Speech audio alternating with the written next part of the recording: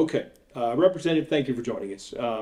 I know you're recapping 2023. You have a lot of things in there, I know. So would you just hit me what you feel like are your biggest accomplishments? Well, it was a big year. And I'll start off by saying there were a lot of battles that we had that we can look to as positives, things that we won. But the war is not over. And there are a lot of things in our country that need to be righted. There are a lot of things that we are going to continue to work on. Let's start with energy.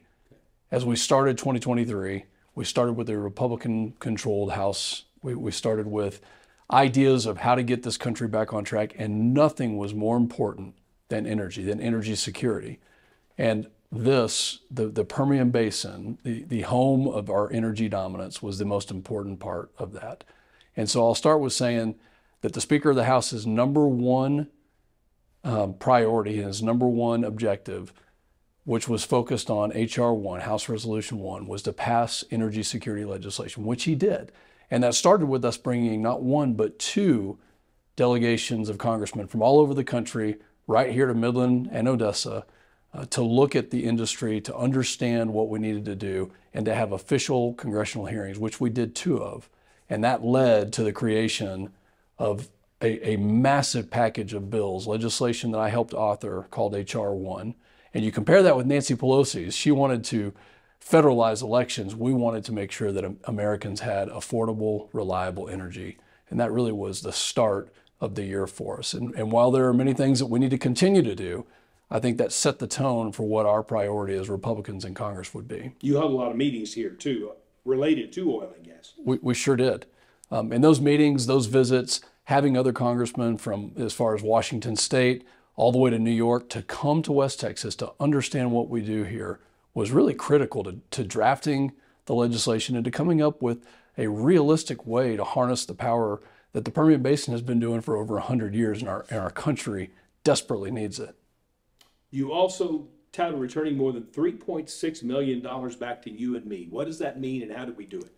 You know, one of the proudest moments of being a congressman is being able to talk to a constituent who needs something. This is not a Republican or a Democrat issue. This is humanity. When somebody calls our office and they need something, especially Social Security benefits, VA benefits, maybe they have money that's locked up with the IRS, and we all know that that's an issue. But being able to call them and say, those people in my office, people like Monica, people like Corbett, who work so hard in the Odessa and the Midland office to help people, they have good news for you. Our office has good news. We returned over $3.6 million to the people of District 11, to the rightful owners of that money, locked up in benefits that the bureaucratic red tape, for one reason or another, was holding. 8,000 miles you've covered, I think I read? There's a lot of windshield time in this district. You know, we're sitting in Odessa right now, and from the center of Odessa to the eastern edge of my district in Killeen is 317 miles. We have 20 counties, a phenomenal district. It's the best district in the country, but 317 miles from east to west. So we spend a lot of time in the car and behind the windshield. Talk about the border too. You spend a lot of time down there. Big issue. And this is one area that, you know, is such a tragedy. It's hard to talk about, you know, when you see the devastation, the trafficking of minors, how the cartels have really taken control of the entire southern border, and how we have a president who has literally done nothing. He's made it so much worse. People that match the terror watch list, over 300 people that have come in since he's been in office. This is such a tragedy.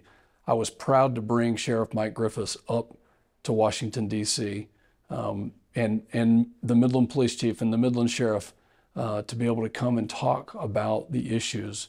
But we need an administration who is willing to enforce the laws that we have on our books. They have not yet been willing to do that. And I don't take any pleasure in what I'm about to tell you, that I think that Alejandro Mayorkas should be impeached. But he should, and he's derelict in his job. But not only that, he has willingly disobeyed the laws of the land. And I think that rises to the level of impeachment because it hurts our communities right here in Odessa and in Midland.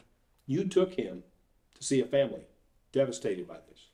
The Tambunga family, who lost a 71-year-old grandmother and a 7-year-old granddaughter because of a human trafficker carrying 11 illegal immigrants inside his truck doing 105.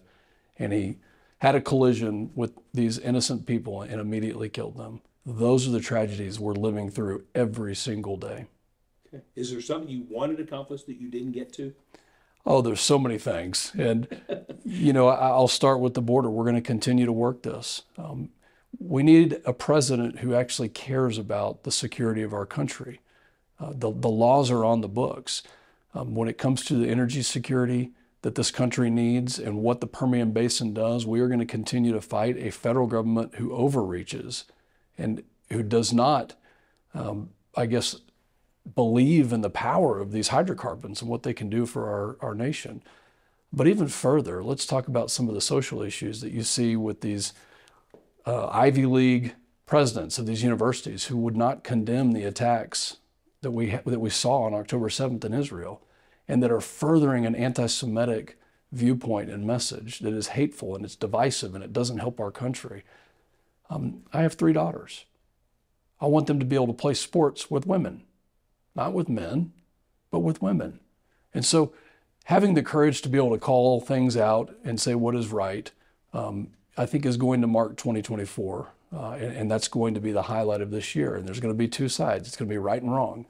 And Jay, I have every intention, because I know our district is on the right side, of leading from that right side and making sure that we see our country get back into the strength that we know it can be. 2024 election year, what do you see? This is going to be a big, big year nationally. Yeah, it sure is.